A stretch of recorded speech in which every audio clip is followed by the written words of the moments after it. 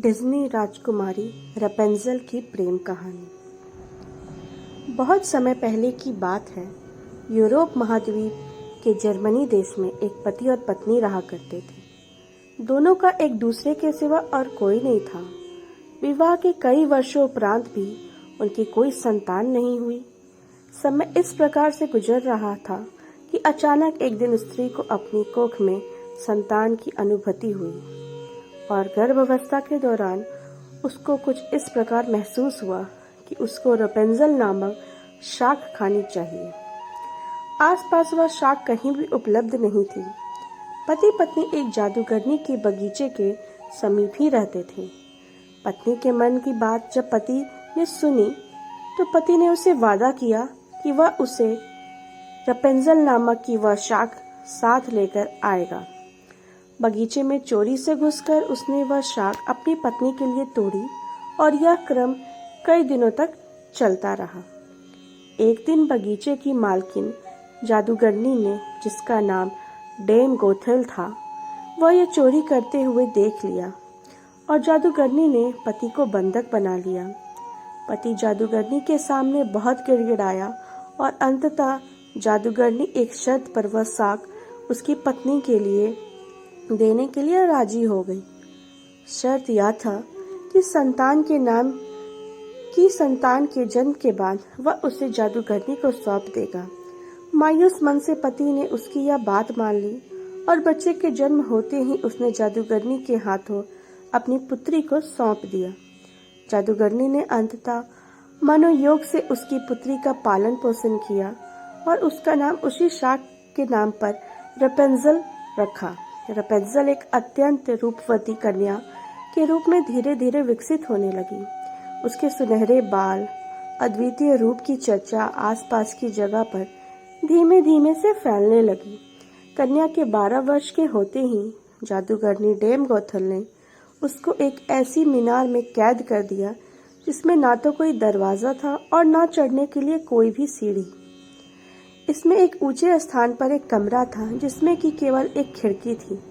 जादूगरनी अपनी जादुई शक्तियों के माध्यम से छोटी बच्ची तक पहुंचती और हर दिन उससे मिलने के लिए एक दिन में समय जरूर जाती। इसी प्रकार से दिन बीतने लगे। वह बच्ची बड़ी होकर एक अत्यंत रूपवती स्त्री के रूप में विकसित हुई।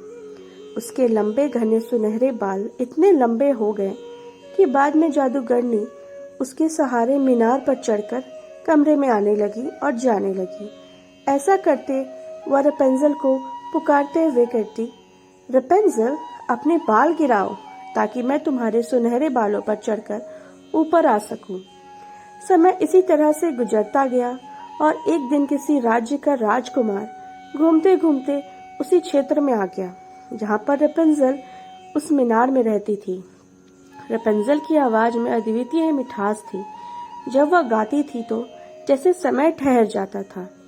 एक दिन राजकुमार को टहलते टहलते एक मधुर आवाज सुनाई पड़ी। वह आवाज कहाँ से आ रही है, यह जानने के लिए जब राजकुमार मीनार के पास गया तो उसे दिखाई पड़ा कि एक ऊंची मीनार के ऊपर कमरे में एक सुंदर रूपवती स्त्री रहती है। उसकी इस मीठी आवाज को सुनकर राजकुमार उसकी तरफ अत्यंत आकर्षित हुआ और वह अपनी उत्सुकता पर काबू नहीं रख सका। उसने मन में ठान ली कि वह इस बंद मीनार में रहने वाली स्त्री, जिसकी आवाज इतनी मधुर है, के विषय में जानकर ही रहेगा। एक दिन जब दिन का समय जादूगरनी रपेंज़ल से मिलने के लिए आई तो उसने जादूगरनी को वह शब्द कहते और बालों के जरिए ऊपर चढ़ते हुए देख लिया। राजकुमार ने इसी प्रकार जब रात के समय रपेंज़ल को पुकारा तो उसने आने के लिए मीनार के सहारे अपने बालों को लटका दिया। राजकुमार ऊपर जाकर रपेंज़ल से मिला। रपेंज़ल और राजकुमार एक दूसरे से प्रेम करने लगे थे। दोनों ने मिलते ही एक दूसरे को पसंद कर लिया था और वह एक दूसरे के लिए अत्यंत सहचर बन गए। अतः राजकुमार ने रपेंज़ल के सामने विवाह का प्रस्ताव रखा। रपेंज़ल इस पर सहमत हुई और दोनों का मिलना जुलना धीमे धीमे बढ़ने लगा। जादूगरनी डेम गोथल रोज दिन के समय रपेंज़ल से मिलने के लिए आया करती थी। राजकुमार और रपेंज़ल ने मिलकर एक योजना बनाई कि राजकुमार द्वारा दिए गए रेशम से रपेंज़ल एक सीढ़ी बनाएगी। जिससे कि वह दोनों उस समय उस जगह से भाग सके। रेपेंजल की मूर्खता के कारण जादूगरनी डैम गोथल को राजकुमार के रेपेंजल के पास आने और उसके गर्भवती हो जाने का पता चला। जादूगरनी डैम गोथल ने रेपेंजल को मीनार से बाहर निकाल दिया और जंगली जानवरों के बीच से जंगल में विचरने को अकेला छोड़ दिया और वह स्वयं उस मीनार के कमरे में जाकर छुप गई। राजकुमार के चढ़ने के लिए उसने रेपेंजल के बालों को काटकर उसे मीनार से बाहर लटका दिया ताकि राजकुमार ऊपर चढ़ सके और उसे कोई शंका ना हो। जब राजकुमार रेपेंजल से मिलने के लिए उस रात आया तो रेपेंजल की जगह जादूगरनी को पाकर वह भयभीत हो गया और मीनार से कूद पड़ा, जिससे कि नीचे पड़े कांटों से उसकी दोनों आंखों की रोशनी चली गई। जब राजकुमार नीचे गिरने लगा, उसके हाथ में रेपेंजल के कटे हुए बाल आ गए। रेपेंजल की लंबी बालों की लट राजकुमार के साथ नीचे गिर गई। नीचे उतर पाने का कोई अन्य तरीका न होने के कारण जादूगरनी डैम गोथल उस मीनार में फंस गई और अंततः मृत्यु को प्राप्त हुई। अपनी आंखों और अपनी प्रेमिका को खो देने के बाद राजकुमार निराश होकर अंधा होकर जगह जगह भटकने लगा। कई महीनों तक इस प्रकार भटकने के पश्चात वह इस क्षेत्र में जा पहुंचा जहां रेपेंजल बस चुकी थी। उधर रेपेंजल ने जुड़वा बच्चों को जन्म दिया, जिसमें एक बेटी और एक बेटा हुआ। इसी तरह कुछ समय एक दूसरे के विरोह में रहने के बाद अंततः दोनों उसी राज्य के स्थान पर मिले और उनके मिलने से चमत्कार स्वरूप राजकुमार की दृष्टि वापस आ गई और रेपेंजल के लंबे सुनहरे बाल उसको वापस मिल गए और दोनों हंसी खुशी अपना जीवन बिताने लगे।